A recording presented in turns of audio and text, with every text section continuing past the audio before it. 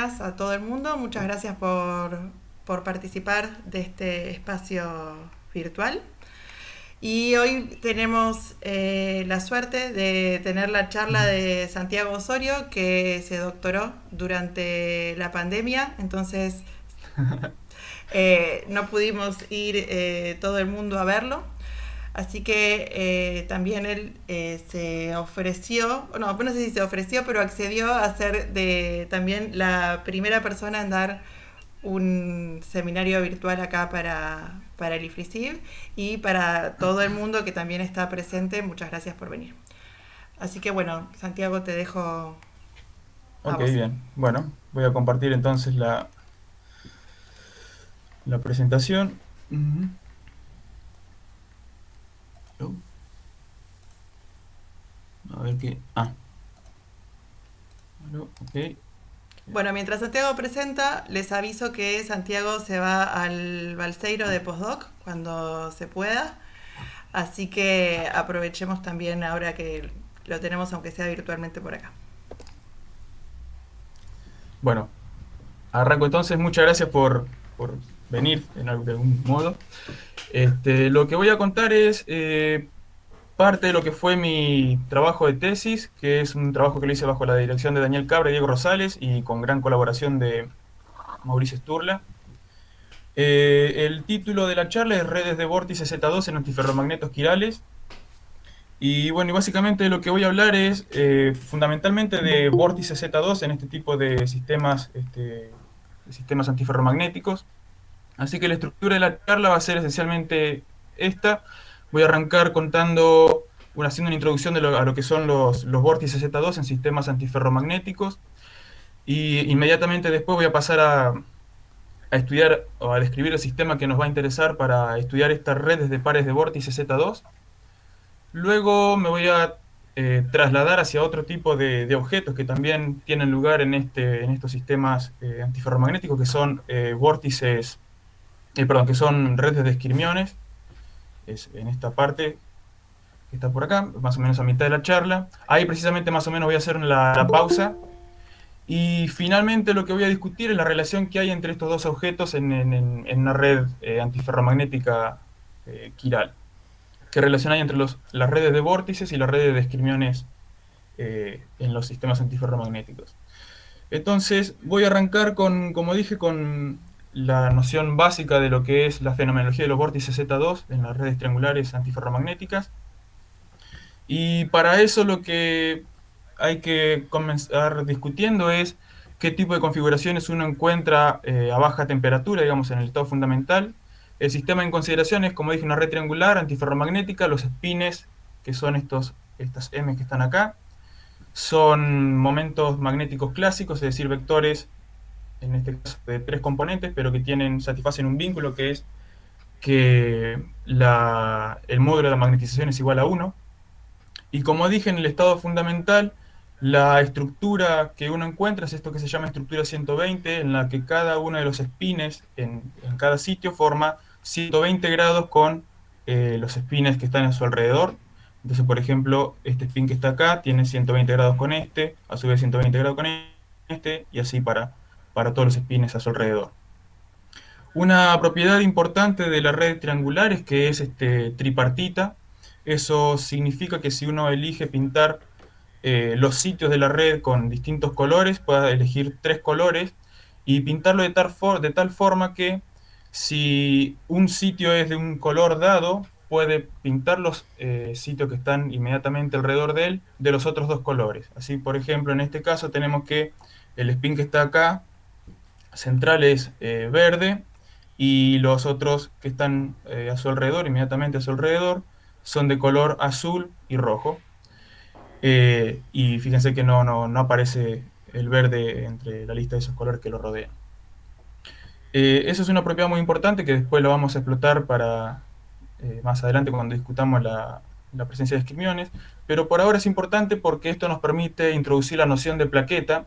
Una plaqueta es aquel objeto que contiene un spin solo, digamos, contiene un spin de cada una de estas especies. Por ejemplo, son estos triangulitos que estoy marcando acá con color rosado. Y lo que pueden ver es que en este triángulo en particular uno encuentra un spin verde, azul y rojo, y de tal forma que cada spin pertenece a una plaqueta y solo una plaqueta. ¿Sí? Entonces, por ejemplo, este spin verdecito pertenece a esta plaqueta, pero no a ninguna, no pertenece a ninguna de las otras que están a su alrededor. ¿Sí?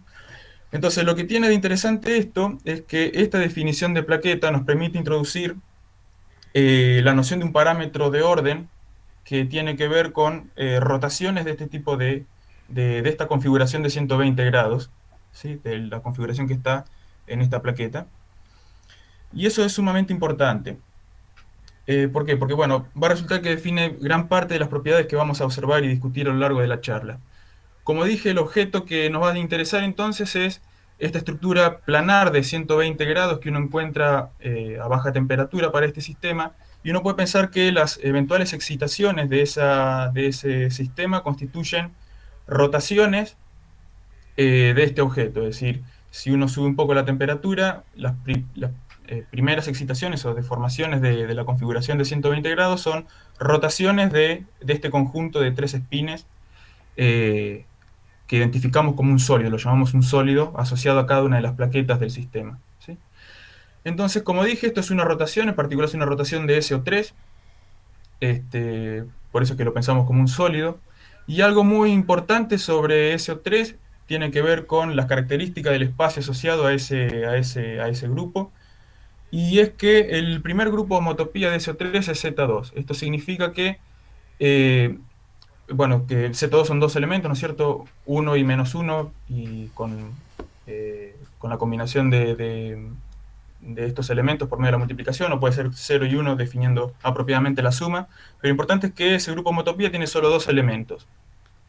Y esto está relacionado con el hecho muy importante de que en el espacio topológico asociado a SO3 existen solamente dos clases de trayectorias: aquellas que recorren SO3 un número par de veces o aquellas que lo recorren un número impar de veces. Entonces, por ejemplo, acá a mi izquierda lo que estoy representando es el espacio SO3, el centro representaría la identidad, el borde esta es una esfera maciza, ¿no es cierto? Todo el interior está contenido dentro del espacio en consideración, y el borde se alcanza cuando el radio de la esfera es igual a pi, y cada elemento de SO3 se puede identificar con un vector dentro de esta esfera, de tal forma que la dirección del vector me indica la dirección en la cual estoy efectuando la rotación, y el ángulo está definido por el módulo de ese vector. Algo importante sobre este espacio es que los puntos que están diametralmente opuestos corresponden al mismo elemento, ¿sí? Entonces, con todos estos ingredientes está definida la topología del espacio que nos interesa, y lo que uno puede observar es que, como dije antes, existen dos clases de trayectorias.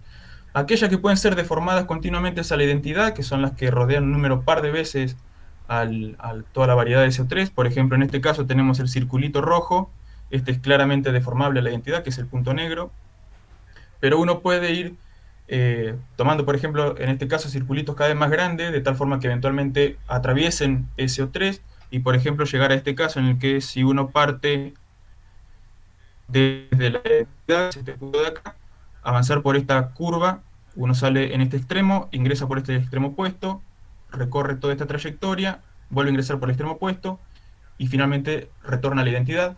Eso ahí uno recorrió, como dije, dos veces todo el espacio CO3. Y esto es deformable a la continuidad, a la identidad, como se puede apreciar un poco en ese diagramita. Y existen otro tipo de lazos, que son los que rodean un número impar de veces, que son no deformables a la identidad. En este caso particular, por ejemplo, este azul oscuro que está acá, uno arranca desde la identidad, llega hasta el borde, ingresa de nuevo por el extremo opuesto y vuelve a la identidad. Eso recorrió una sola vez toda la variedad, es decir que eso es la otra clase, digamos, de trayectorias. Y bueno, hay un par de ejemplitos más ilustrados, pero son todos equivalentes entre sí, en el sentido de que uno los puede formar continuamente entre sí, digamos.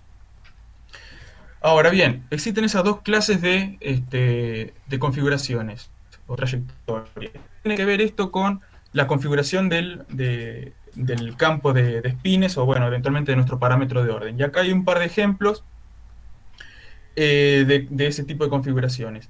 En el caso de la figura de la izquierda superior, esa es una configuración que la llamamos trivial. Si uno observa es una configuración uniforme, es decir, todos los sólidos apuntan exactamente a la misma dirección, son idénticos, de modo que si uno recorre todo el circulito gris, digamos, uno no encuentra variaciones en el parámetro de orden. Lo que eso significa es que en nuestro espacio del parámetro de orden eso corresponde al punto que es el punto negro, la identidad. Por otro lado, si uno toma la configuración de abajo y, por ejemplo, sigue la flechita roja que está acá, si uno sigue cómo evoluciona esa flecha roja a lo largo de la trayectoria circular gris que está marcada acá, uno ve que eso rodea, da 2 vueltas alrededor de la trayectoria del círculo, pero eso es, entonces, si representa en el espacio CO3, un loop que recorre 2 veces la trayectoria, de 2 veces el espacio CO3. Y eso, como dije antes, es deformable a la identidad, continuamente deformable a la identidad. Hay algo importante sobre este tipo de configuraciones, y es que uno los puede clasificar de acuerdo a una cantidad que se llama vorticidad, que es esto que yo marqué acá con una num mayúscula, y en este caso, dependiendo de cómo se defina, pero en este caso da +1 para configuraciones triviales o deformables a las triviales. Por otra parte, existen otra clase de configuraciones que son las que llamamos vórtices, son no triviales y, bueno, son no triviales en el sentido topológico de que tienen una vorticidad igual a -1, y son singulares. Existe un punto dentro de la configuración que no es suave, digamos, que es este puntito violeta que está acá. Y acá existen 2 ejemplos de configuraciones de vórtices, en los que bueno, uno puede deformar uno en el otro, a pesar de que tienen aspectos distintos. Si uno mira la flechita roja, por ejemplo, en el vórtice que está representado arriba, esa flecha roja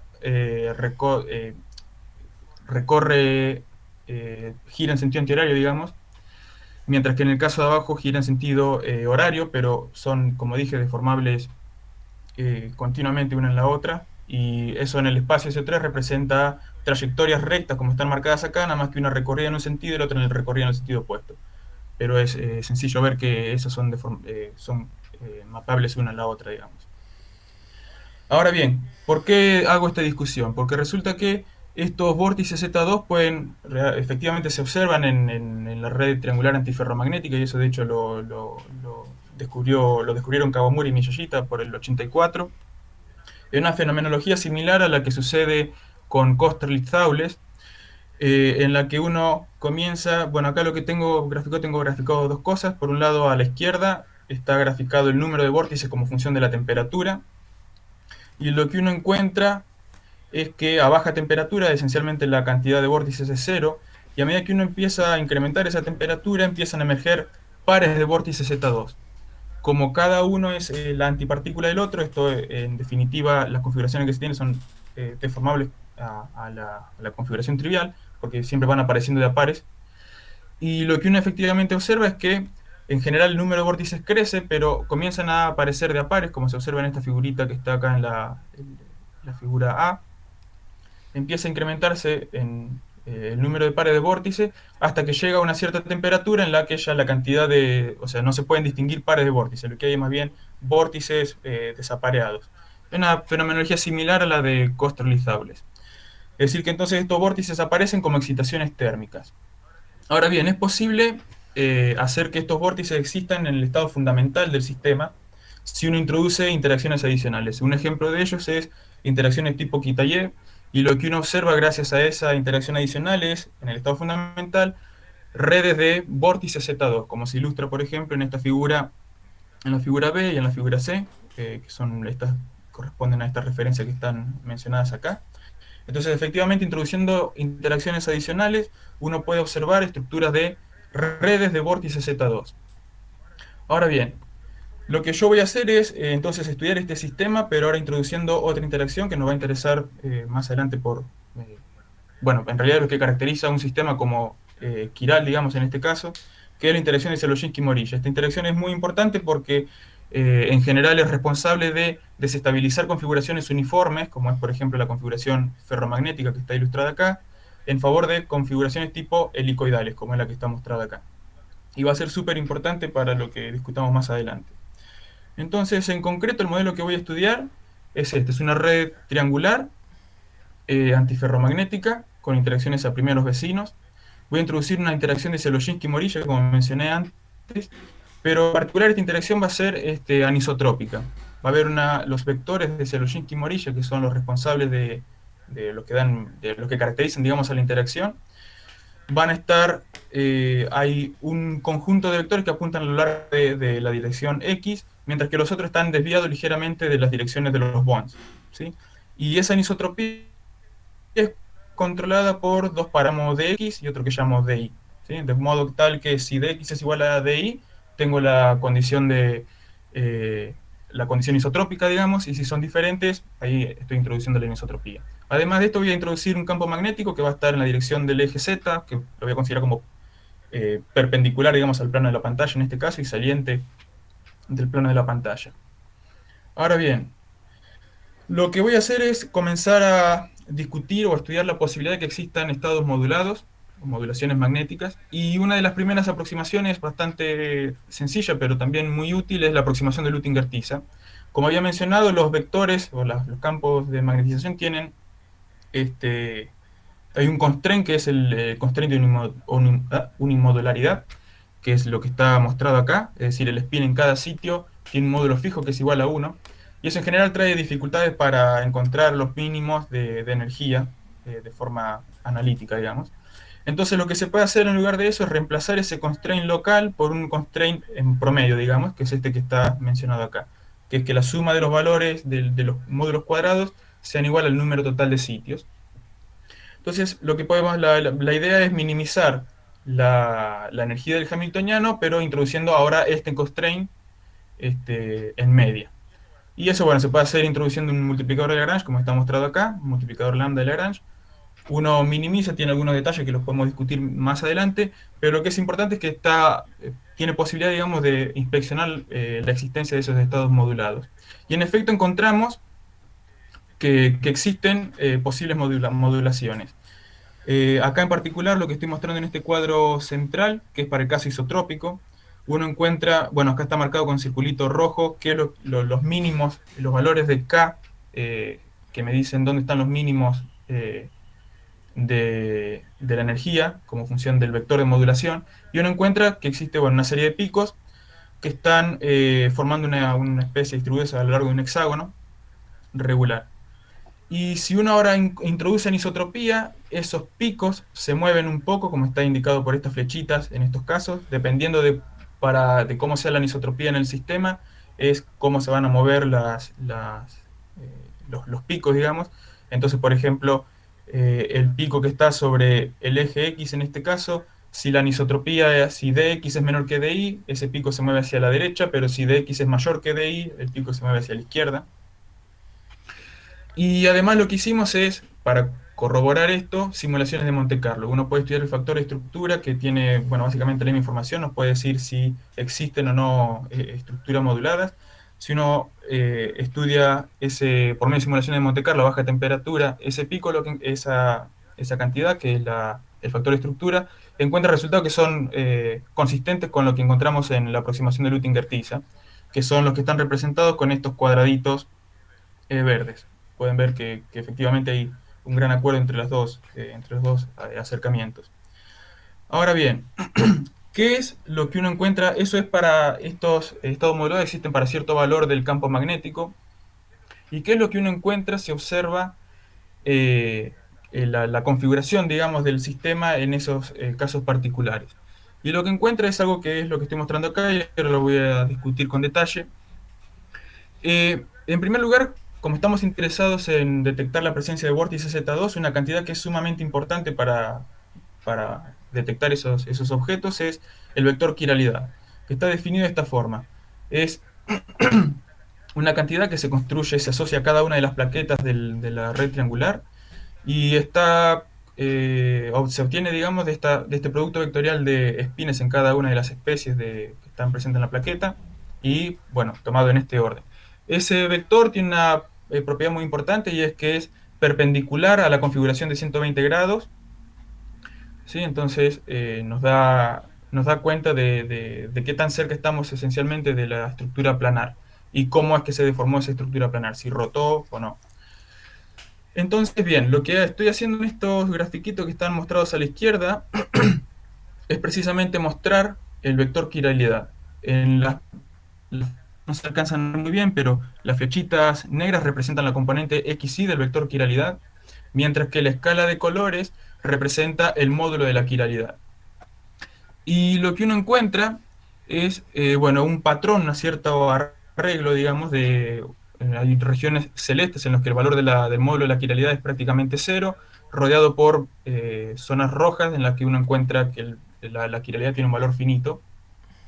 Y precisamente si uno trata de, si uno calcula la vorticidad a lo largo de los loops más chiquititos que uno puede encontrar en el sistema, lo que encuentra es que existen loops en los cuales la vorticidad te da -1, es decir, te dice que hay un vórtice, y loops en los cuales te da 1, es decir, no detectas vórtices. Y precisamente eso es lo que estoy marcando con los triangulitos acá verdes. Lo que uno encuentra es que en el caso anisotrópico, por ejemplo, cuando dx es menor que dy, detecta pares de vórtices que están separados en la dirección del eje X, cuando por el contrario dx es mayor que dy, hay un par de vórtices que está separado en la dirección a lo largo del eje Y. Y en el caso isotrópico, lo que uno encuentra es esencialmente la misma idea, pares de vórtices, pero ahora están primero más próximos entre sí y además orientados de forma aleatoria, ¿sí? Eso tiene que ver con que no rompimos simetría, digamos, es isotrópico el modelo. Lo que estoy mostrando inmediatamente abajo de esos cuadros que están ahí es una ampliación, digamos, de la zona que está marcada en negro.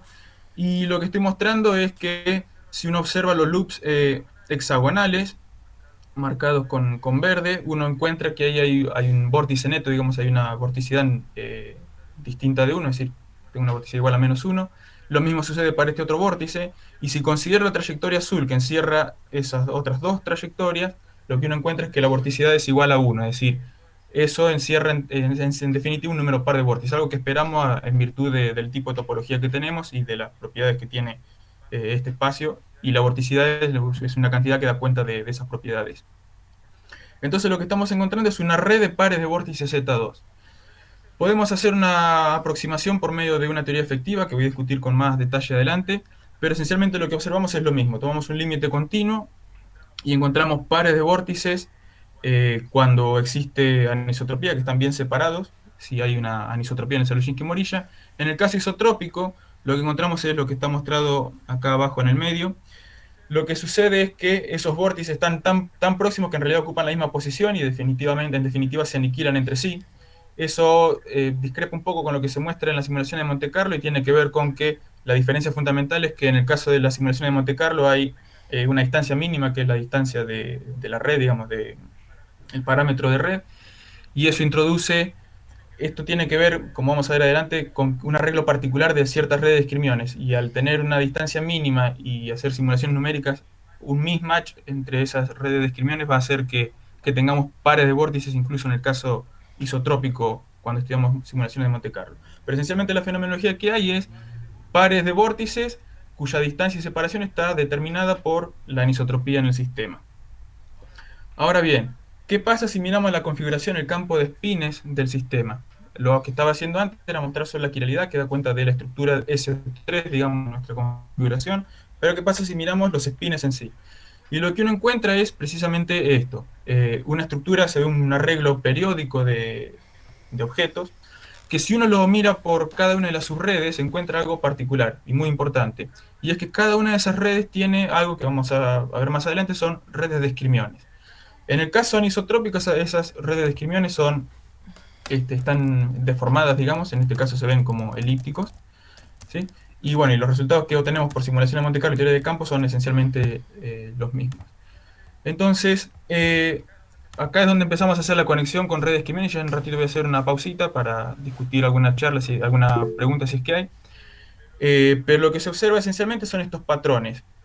Y lo que uno va a observar es que esos esquirmiones que yo mencioné, que uno ve en una subred, en realidad se ven en cada una de las subredes y están interpenetrados de cierta forma particular. Entonces, por ejemplo, en el caso en el que dx es menor que dy, tenemos que, si en una de las subredes encontramos un esquirmión, como está representado con esta elipse azul, ese esquirmión está rodeado por los esquirmiones de las otras dos subredes, ¿sí? Como está mostrado por los esquirmiones acá, por las elipses que están marcadas en verde y en rojo. Ahora, cuando uno ve la configuración en cada una de esas subredes, como ve que es suave, tiene en principio la posibilidad de estudiar un límite continuo, suponiendo un campo de magnetizaciones suaves. Y esto es lo que nos va a trasladar ahora a la discusión o al estudio del problema de redes de esquirmiones en estos sistemas. Así que ahora este es un buen momento para hacer una pausa, como para que si alguien tiene alguna pregunta, podamos discutirla antes de continuar. Así que, si están de acuerdo, podemos discutir alguna Bueno, pregunta. yo tengo algunas, no sé si Sí, alguien más tiene. Adelante, adelante. Entonces, quizás sea más de una, pero es para no perder el hilo, ¿no? ajá, Entonces, al principio, cuando decís sí, que fijaste una plaqueta y la tomás como rígida, ¿no es cierto, Santiago? Lo sí, primero que dijiste. sí. Eh, Eso es como una herramienta para entender algo, porque esa plaqueta no es mejor que la que está al lado, ¿no es cierto? Es una red triangular y Ujú. son todas plaquetas triangulares, una siguiente de la otra, ¿no? Sí, así es. Sí, sí. En realidad lo que uno tiene que tomar es todas las plaquetas del sistema, ¿no es cierto? Esto es un parámetro de orden local que yo estoy considerando, ¿no es cierto? Ujú. ¿Sí? Eh, es cierto que vos tenés distintas formas de definir la plaqueta. Podrías haber tomado otro triángulo que está al lado del que yo tomé. Claro, compartiendo un lado, por ejemplo. Yo digo eso, Exactamente. ¿por qué Claro. un...? Ujú. En realidad no tenés, es decir, el resultado es independiente de cómo elegís vos la plaqueta. Eso es súper importante. Este, no sé, si en tanto cumpla la condición de que cada plaqueta contenga solo un spin de cada una de las especies y no haya un spin que pertenezca a más de una plaqueta, el resultado es independiente de qué triángulo elegiste vos en particular.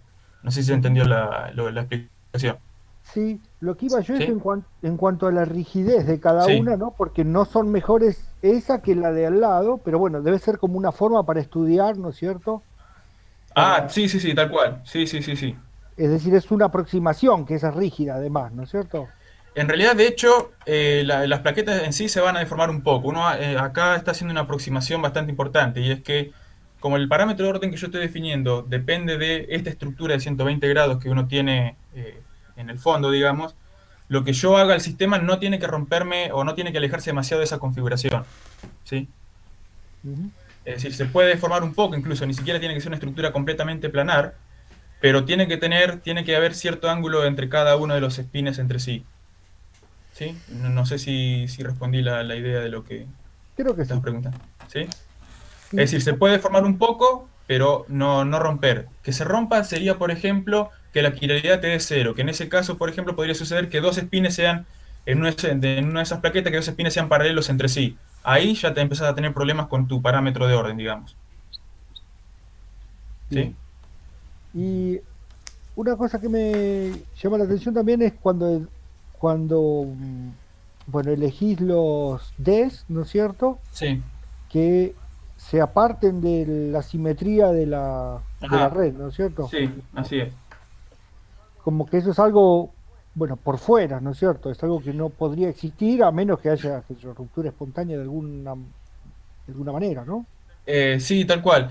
En principio, lo que uno, o sea, una de las formas que está discutida para introducir este tipo de anisotropías es esfuerzos que uno puede inducir sobre la muestra. Es uno de los elementos que se considera como eh, que introduce anisotropía en el Zaleshinki-Morilla en particular.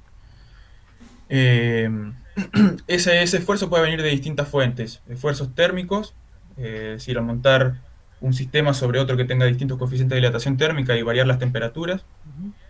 O bien hacer que tu muestra haya sido crecida en otra muestra que tiene una estructura que, digamos, no encaja perfectamente o sea, que tenga distintos parámetros de red en el sustrato, por ejemplo, con lo que vos eh, hiciste crecer arriba de él.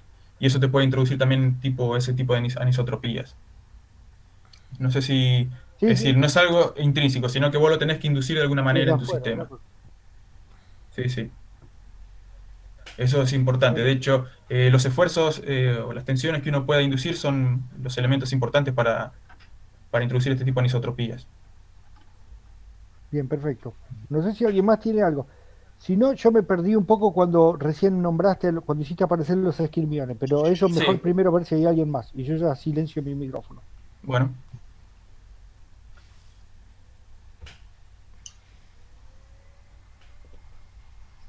Pareciera que no. Así que- Si no hay Bueno, nadie más, entonces te pregunto, ¿cómo fue que aparecieron ahora dale. los esquirmiones? ¿Estabas con los pares de vórtices? Ah, bien.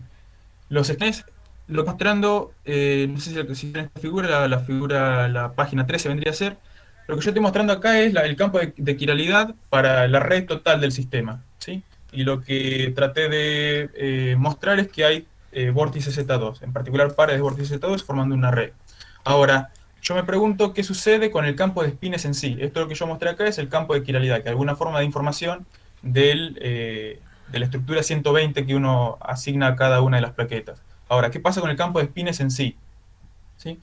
Y lo que sucede es que si yo miro el campo de espines encuentro este tipo de configuraciones Listo, perfecto, que perfecto. uno encuentra, ¿sí? Sí, sí, Que así como se ve que hay estructura, tiene alguna estructura, pero parece bastante rara. Pero eso que tiene de raro, en realidad, cuando lo miras por su red, tiene mucho sentido y son redes de esquirmiones. Y ahí es donde empieza el contacto con redes de esquirmiones.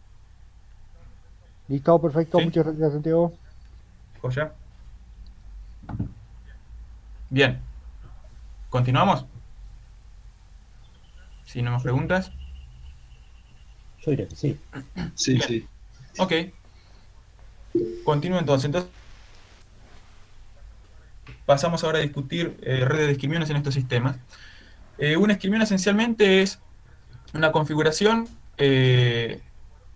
topológicamente no trivial. ¿Qué significa esto? Que si uno puede definir una cantidad, que es una carga topológica, y si uno la calcula para una configuración dada, la de un esquirmión, esa carga topológica te da 1. La configuración, por ejemplo, ferromagnética, en la que todos los espines son paralelos entre sí, es una configuración desde el punto de vista topológico trivial. En el caso del que tengo acá a la izquierda, esto representa un esquirmión, y eso es un objeto no trivial en este sentido. La topología de este tipo de configuración está determinada por la topología del parámetro de orden, que en este caso es una esfera S2, y en particular si uno considera el pi2 de S2, se encuentra que es Z, y eso es lo que nos permite clasificar las distintas configuraciones según esta carga topológica que está definida más acá abajo. Es decir, que tenemos distintos tipos de esquirmiones cuya carga topológica vale algún número entero. Entonces, bien, ahora lo que voy a hacer es tratar de mostrar cómo aparecen estos esquirmiones y que vamos a hacer la última parte de la charla. Pero para eso decidí contar el caso isotrópico. El caso anisotrópico es muy... O sea, lo único que cambia es la forma de los esquirmiones, pero los resultados más importantes respecto a la presencia o ausencia de esquirmiones se pueden capturar por medio del límite isotrópico. Entonces lo que voy a estudiar es la misma red que consideré antes, pero ahora solamente en el caso isotrópico. Y en algún momento, bueno, en el 2015 Diego Rosales, Daniel Cabra estudiaron este tipo de sistemas con simulaciones de Monte Carlo y encontraron efectivamente que existe para una cierta región de campos intermedios, como se ve acá, e incluso a temperatura muy baja, existen unas configuraciones que son como la que está mostrada en la figura D, que es similar a la que a la que les mostré antes, y como dije, uno mira cada una de esas subtal, encuentra una red. Esas esquirmiones están relacionadas entre sí de una forma particular y de hecho están interpenetradas de tal forma que en los huecos que deja una red de esquirmiones en una de las subredes aparecen esquirmiones de las otras dos subredes. ¿Sí? Uno puede, como había mencionado un poquito antes en la charla, uno puede estudiar este sistema por medio de una teoría efectiva. Como dije, como la configuración en cada una de sus redes es suave, uno puede hacer una expansión en gradientes del hamiltoniano, en tanto pueda distinguir cada una de estas plaquetas. Y lo que encuentra es algo como lo que está mostrado acá, que yo le puse el título de teoría efectiva de baja energía. Eh, el hamiltoniano efectivo que uno encuentra tiene esta estructura, es una suma de tres hamiltonianos H sub i, y voy a detenerme un cachito en la estructura de estos hamiltonianos, y lo que uno puede ver es, y es un índice de especie, digamos, 1, 2 y 3 estarían relacionados con los colores con los que yo pinté cada una de las subredes, verde, rojo y azul. Entonces lo que uno encuentra es que para cada una de esas subredes encuentra un hamiltoniano similar. Y es muy, muy importante la estructura de este hamiltoniano porque tiene la misma pinta de los hamiltonianos que uno encuentra en los ferromagnetos quirales. Y en esos ferromagnetos quirales uno sabe que tiene redes de esquirmiones. Entonces, esto nos está dando una idea de que En efecto, lo que uno puede encontrar para este sistema en cada una de esas subredes son redes de esquirmiones. Ahora, existe un término adicional que es este HF sub m, que lo que hace es acoplar cada una de estas subredes. La estructura de ese hamiltoniano efectivo, como la estoy mostrando acá, tiene la forma de un m cuadrado, donde m representa la magnetización por plaqueta ¿Y esa tarea? y está definido más acá abajo, es la suma de cada uno de los momentos magnéticos en cada una de las plaquetas. Está en el baño. Entonces este término es el que nos dice de cada una de esas redes de esquirmiones que podrían llegar a aparecer, cómo es que tienen que relacionarse entre sí, cómo es que tienen que disponerse. Y lo que hicimos acá es estudiar por medio de un enfoque variacional el diagrama de fase de este sistema. Consideramos 4 posibles fases, que es una fase helicoidal, lo puedo discutir con más detalle más adelante si quieren, pero esencialmente el approach es bastante sencillo, es similar a lo que uno hace para la red ferromagnética, pero ahora para cada una de las subredes en este sistema, proponer una fase helicoidal, una fase de red de esquirmiones, una fase de spin uniforme, que esa la voy a discutir un poquito más adelante, y finalmente la fase ferromagnética, que es la que uno espera cuando se aleja o se va a campos magnéticos muy altos. Entonces, estas son las 4 fases que vamos a considerar para estudiar el diagrama, y lo que encontramos es que a temperatura cero, efectivamente la fase de red de esquirmiones, que es esta que está mostrada acá con naranja, aparece en cierta región de los parámetros. Hay algo muy importante, y es que bueno, existe un valor crítico para la interacción de Zerojensky-Morilla, que parece ser que es aproximadamente 0.2. Debajo de ese 0.2 no existen redes de esquirmiones. Es decir que es fundamental que tenga Zerojensky-Morilla al menos un cierto valor. Y lo que uno encuentra es por medio de este acercamiento variacional, es que la estructura de esta fase de red de esquirmiones es como la que estoy mostrando acá a la derecha. Efectivamente encuentra que cada uno de los esquirmiones en una de las subredes está rodeado por los esquirmiones de las otras 2 subredes. ¿Sí? Así que bueno, este es el análisis del diagrama de fase completo por medio de este enfoque variacional, pero que a su vez coincide o reproduce bien los resultados que uno puede encontrar por simulaciones de Monte Carlo. Acá lo que estoy mostrando es algunas simulaciones que se hicieron con detalle de diferencias, que son estas dos que están mostradas acá. Las zonas brillantes representan algo que uno en general usa para detectar numéricamente la presencia de esquirmiones, algo que se llama densidad de esquirmiones o quiralidad escalar, que es distinta de cero si uno encuentra esquirmiones. Y por ejemplo, bueno, en estos dos grafiquitos, en el gráfico A, zonas claras me están diciendo alta densidad de esquirmiones, en el que está a la derecha, lo mismo, zonas claritas, me dice que hay alta densidad de esquirmiones. La diferencia que hay en el signo entre cada uno de los grafiquitos tiene que ver con que hay un signo en el medio dependiendo de cómo lo definas,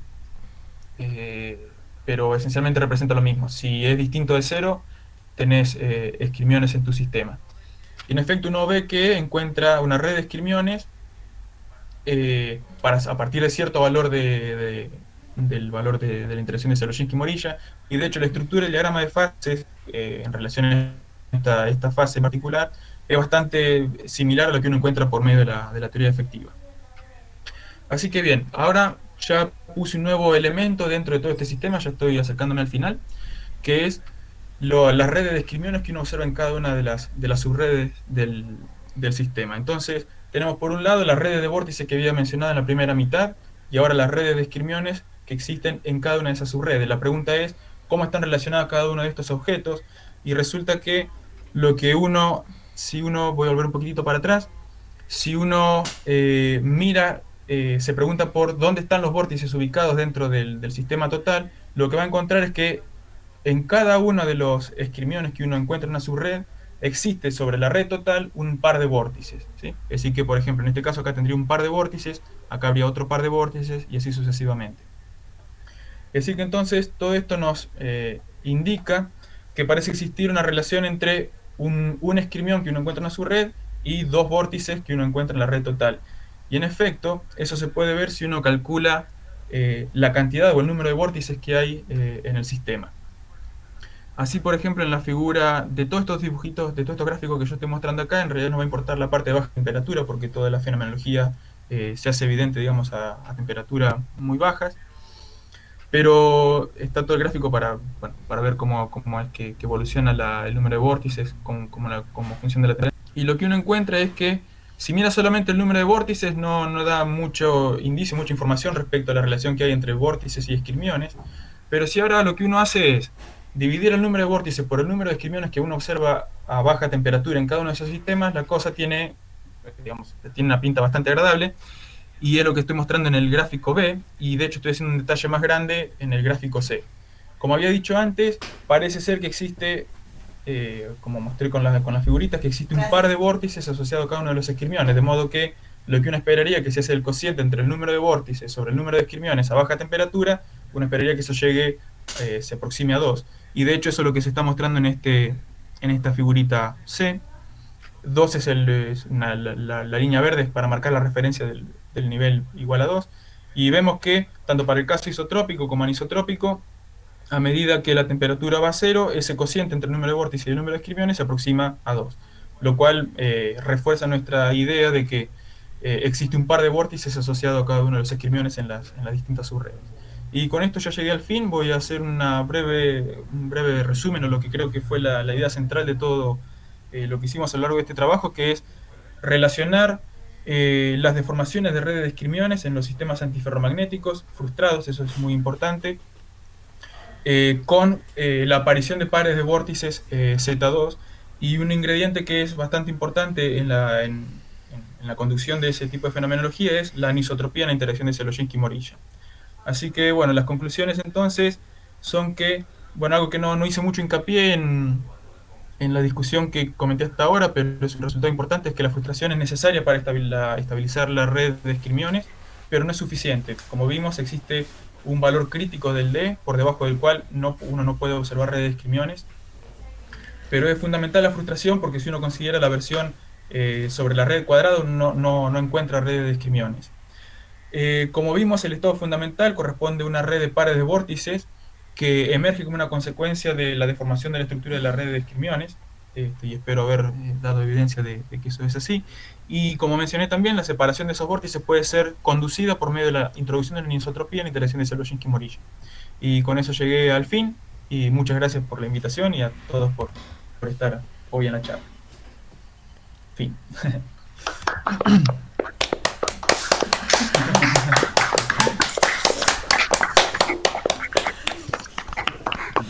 Bien. Bien, Bueno, ahora sí. En el chat había una pregunta de. Hay una pregunta de Gerardo. Ajá. De Rosini, perdón, le llamé el Para nombre. que se coló en el chat Gerardo, le damos prioridad. Para no olvidarme. Sí. Sí, cuando existe el hamiltoniano efectivo, Sí. el M mayúscula cuadrado te acopla dentro de la plaqueta, ¿no? Pero lo mismo de pasar entre plaqueta y plaqueta. Eso se trata. Bueno, sí, la interacción entre... Sí, eso es una buena pregunta, que de hecho es algo que no mencioné acá. A ver si tengo alguna...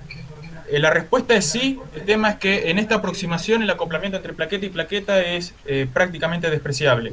El único el que gobierna fundamentalmente la estructura de esta interpenetración de redes es el término dentro de la propia plaqueta. Yo de hecho no lo mencioné, pero eso que vos estás mencionando tiene que ver con... no sé si se está viendo lo que estoy mostrando ahora acá. Están todas las cuentas acá.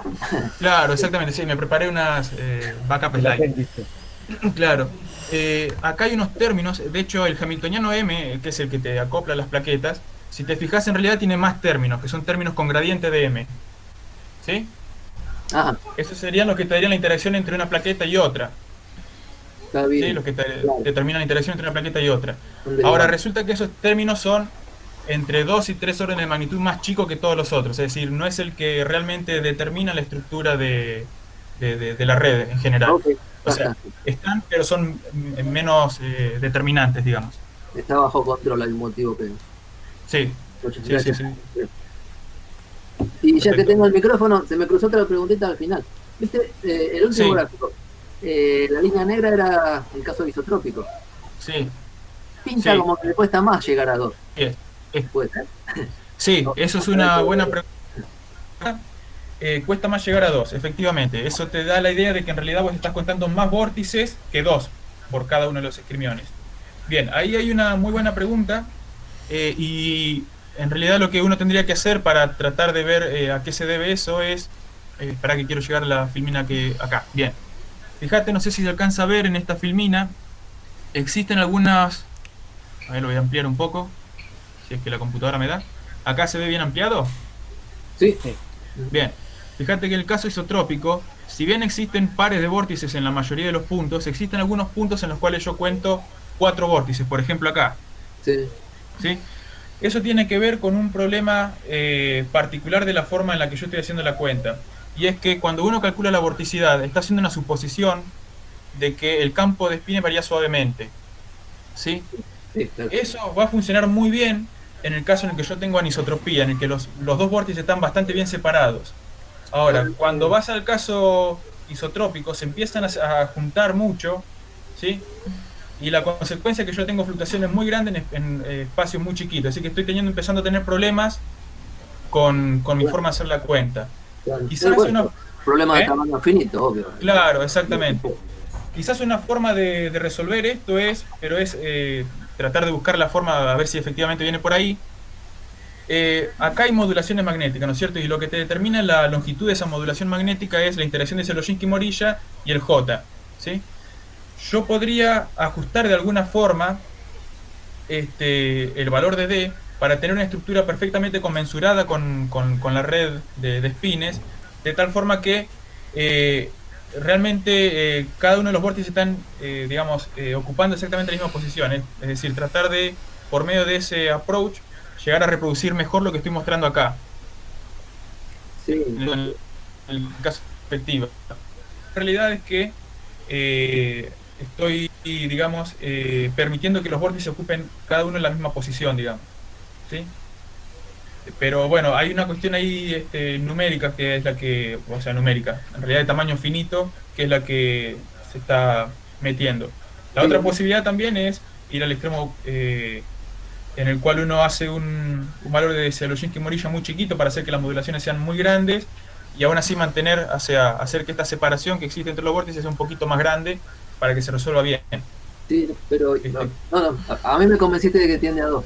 No, porque son problemas técnicos de tamaño finito que están bien ubicados, o sea, conocer la causa. Sí, tal cual, viene. Podés hacer Sí, todos sí, los sí, esfuerzos para viene. hacerlo prolijo, pero yo entiendo igual que tiende a 2. Aunque no haya así. Sí. Sí, gracias, muchas gracias. Sí. No, de nada. Yo voy Bien, con una, ¿más preguntas? si se puede. Sí. Sí, está Pamela también para preguntar, entendí. Ah, Sí, dale sí, vos, yo Pam. también, pero dale tranqui, ¿eh? No, dale vos primero, Bueno, no, igual yo tengo una pregunta de curiosidad nada más. Sí, dale. Si sabés, si me podés contar si este tipo de estructuras de vórtices y de esquirmiones sobreviven si uno a todo esto además le agrega interacciones dipolares. Es una buena pregunta. Es una buena pregunta. La verdad no lo pensé, pero te puedo dar una respuesta que la respuesta sería sí, pero viene de otro lado. Como lo que hay atrás, es decir, hay redes de vórtices, pero también hay redes de esquirmiones en el fondo, digamos, en cada una de las subredes. Resulta que en los sistemas ferromagnéticos, o sea, vengo de otra rama completamente para tratar de llegar acá.